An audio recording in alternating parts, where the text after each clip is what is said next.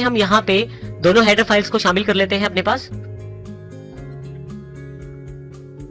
सबसे पहले मैं stdio.h फाइल को शामिल करता हूं, उसके साथ conio.h को।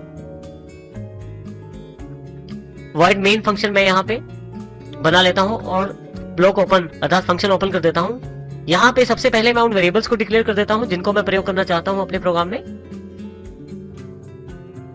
मेरे पास 3 वेरिएबल है ABC। मैं क्लियर स्क्रीन का प्रयोग कर लेता हूं पिछली या पुरानी आउटपुट्स को हटाने के लिए स्क्रीन से। अब यहां से हम मेन कार्य शुरू करते हैं। देखिए यहां मैंने एक मैसेज प्रिंट करवा दिया है, एंटर A। ये केवल एक मैसेज के रूप में स्क्रीन पे आएगा, जो ये इंडिकेट करता है कि इसके पश्चात दी जाने वाली वैल्यू जो scanf के द्वारा ली जाएगी वो A के लिए है।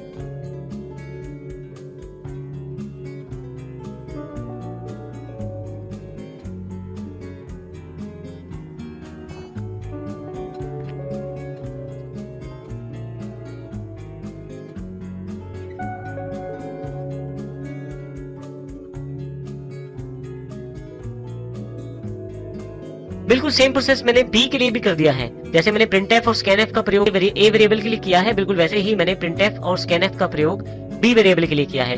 इसके पश्चात मैं इन दोनों का टोटल करना चाहता हूं।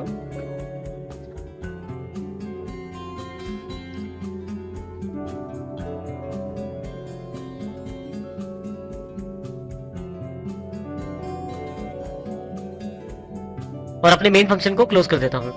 यहाँ यदि आप ध्यान से देखें तो एड्रेस ऑफ ऑपरेटर का जो प्रयोग किया गया है वो केवल scanf में किया गया है, क्योंकि इसमें हमें वैल्यू को स्टोर करना होता है। उसके साथ ही यहाँ पे आप देखें मैंने %g का इस्तेमाल किया है, जो कि फॉर्मेट स्पेसिफायर है, जो ये बताता है कि A जो वेरिएबल है वो इंटीजर डेटा टाइप का है। इसी तरह से scanf B में भी ऐसे किया गया है। अब मैं इस प्रोग्राम को रन करने के लिए Ctrl+F9 का प्रयोग करता हूँ।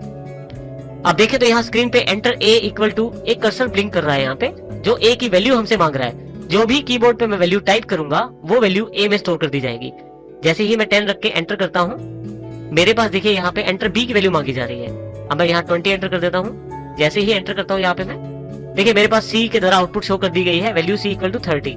अब इसका अर्थ ये हुआ कि इसने वैल्यू प्रोग्राम के रन करते समय मेरे से मांगी है, तो इसको मैं अपनी आवश्यकता अनुसार चेंज कर सकता हूँ। और जो भी व्यक्ति इस प्रोग्राम का प्रयोग करता है वो भी अपने आवश्यकता अनुसार वैल्यूज दे सकता है और वांछित आउटपुट प्राप्त कर सकता है। इसको हम दोबारा रन करते हैं प्रोग्राम को। अब की बार वैल्यूज में चेंज कर देता हूं। देखिए जो वैल्यूज आप देते हैं उसके अकॉर्डिंग आपके पास आउटपुट उपलब्ध होता है। मैं फिर से एंटर करके प्रोग्राम पे वापस आ जाता हूं। तो इसका अर्थ ये हुआ कि scanf के द्वारा ली गई वैल्यूज को आप रन टाइम पे चेंज कर सकते हैं और इसका प्रयोग आप कीबोर्ड से वैल्यूज प्राप्त करने के लिए कर सकते हैं। इसी प्रकार से printf का प्रयोग आप आई हुई आउटपुट को शो करने के लिए कर सकते हैं। आने वाले एग्जांपल्स में हम देखेंगे कि printf scanf के साथ ही हम सभी एग्जांपल्स को रन करेंगे और इसके द्वारा ही लगभग सभी प्रोग्राम हमारे संपूर्ण होंगे। हमने जो 2 वेरिएबल्स की वैल्यू ली थी, मैंने इस प्रोग्राम में थोड़ा सा चेंज कर दिया है। देखिए अब की बार मैं printf के साथ थोड़ा सा मैसेज चेंज कर दिया है मैंने। एंटर A एंड B, अर्थात मैं चाहता हूँ A और B दोनों के लिए वैल्यू इकट्ठी एंटर कर दी जाए। और scanf में मैंने यहाँ पे 2%g का प्रयोग किया है, जिसमें पहला A की वैल्यू सेट करने के लिए और जो दूसरा %g है वो B की वैल्यू सेट करने के लिए है। यहाँ देखिए डबल कोट्स के पश्चात मैंने एड्रेस ऑफ A फिर कोमा एड्रेस ऑफ B का प्रयोग किया है। इसमें सबसे पहले जो वैल्यू दी जाएगी वो एड्रेस ऑफ A अर्थात A वेरिएबल में स्टोर की जाएगी और जो दूसरी बार वैल्यू दी जाएगी वो एड्रेस ऑफ B अर्थात B वेरिएबल में स्टोर की जाएगी। उसके पश्चात वही प्रोसेस आगे है। C में हमने दोनों का टोटल किया है और उनकी वैल्यू को प्रिंट करवाया है। अब मैं इस प्रोग्राम को अगर चला के देखूं तो क्या फर्क रहता है देखते हैं। देखिए यहाँ पे मैसेज जो है वो A और B दोनों के लिए अवेलेबल हो गया है। सबसे पहले मैं यहाँ वैल्यू लिखता हूँ और जैसे ही एंटर प्रेस करता हूँ मेरे पास नीचे लाइन में कर्सर आ जाएगा, लेकिन यहाँ दूसरी वैल्यू भी मैं एंटर कर देता हूँ। और उसके पश्चात एंटर करने के पश्चात देखिए आपके पास यहाँ पे C में दोनों का टोटल अवेलेबल हो गया है, अर्थात आपने 2 वेरिएबल्स की वैल्यू एक साथ प्राप्त कर ली है। इसको हम दोबारा रन करते हैं। देखिए अब की बार मैंने स्पेस के साथ ये किया है। सबसे पहले वाली वैल्यू A को दे दी गई जो 11 है और जो दूसरी वैल्यू 22 है या 22 है वो B को दे दी गई। C में दोनों का टोटल अवेलेबल हो गया है। तो इस प्रकार आप चाहें तो एक से अधिक वेरिएबल्स की वैल्यू एक ही बार आप scanf से रीड कर सकते हैं। आप जो भी कीबोर्ड पे वैल्यूज प्रेस करेंगे स्पेस देकर, वो सभी वैल्यूज scanf के द्वारा उन पर्टिकुलर वेरिएबल्स में स्टोर कर दी जाएंगी। तो इस प्रकार यदि हम यहाँ देखें तो पहले एग्जांपल में जब हम मैन्युअल वैल्यूज देते हैं यानी कि बार बार प्रोग्राम में चेंज करते हैं तो आपके पास हर बार सेम आउटपुट रहता है यदि आप वैल्यू चेंज नहीं करते, और इसके साथ ही आपको हर बार प्रोग्राम की कोडिंग में जाके उस वैल्यू को चेंज करना पड़ता है। परंतु scanf से आप अपने प्रोग्राम को रन करते समय ही वैल्यूज दे सकते हैं और जिसके साथ उन वैल्यूज के आधार पे ही आपका आउटपुट आपके पास अवेलेबल रहता है। इस पिक्चर के आधार पे देखिए हम प्रिंटफ और स्कैनफ के कार्य का निर्धारण कर सकते हैं। हमारा जो प्रोग्राम होता है उसको जो इनपुट वैल्यूज चाहिए होती हैं वो स्कैनफ प्रदान करता है, जो वो यूजर से कीबोर्ड के द्वारा प्राप्त करता है, और फिर प्रोग्राम उन वैल्यूज के आधार पे अगर कोई आउटपुट जनरेट करता है तो प्रिंटफ के द्वारा उसको स्क्रीन तक पहुंचाता है। हम ये कह सकते हैं यहाँ पे स्कैनफ का मुख्य कार्य इनपुट प्राप्त करना होता है और प्रिंटफ का मुख्य कार्य आउटपुट देना होता है। इस प्रकार से हम प्रिंटफ और स्कैनफ का प्रयोग कर सकते हैं। सी लैंग्वेज में जो नेक्स्ट टॉपिक हमारे पास उपलब्ध है वो है ऑपरेटर्स। अब हम सी लैंग्वेज के बेसिक ऑपरेटर्स की जानकारी लेंगे। हमारे पास सी लैंग्वेज में काफी तरह के ऑपरेशन करने के लिए डिफरेंट तरह के ऑपरेटर्स उपलब्ध हैं, जिनमें मुख्य उपलब्ध हैं arithmetic operators, relational operators, logical operators, assignment operators, bitwise operator. सबसे पहले हम अध्ययन करेंगे अर्थमेटिक ऑपरेटर्स का।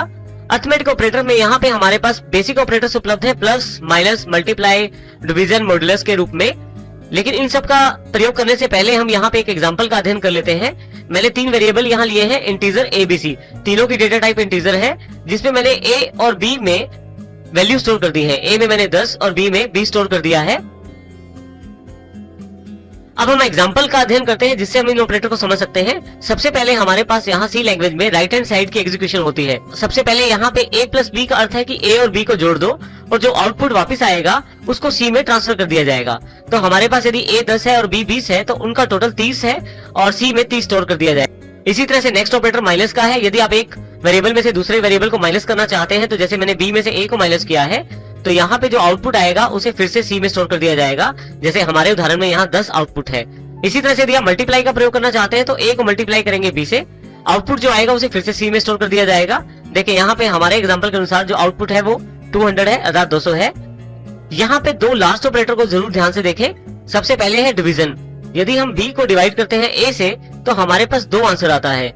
और सबसे लास्ट वाला जो ऑपरेटर है मॉड्यूलस, यदि b को मॉड्यूलस a किया जाता है तो हमारे पास 0 आंसर आता है। इन दोनों ऑपरेटर्स को ध्यान से समझना जरूरी है। इसको हम अलग से एक एग्जांपल के द्वारा समझते हैं।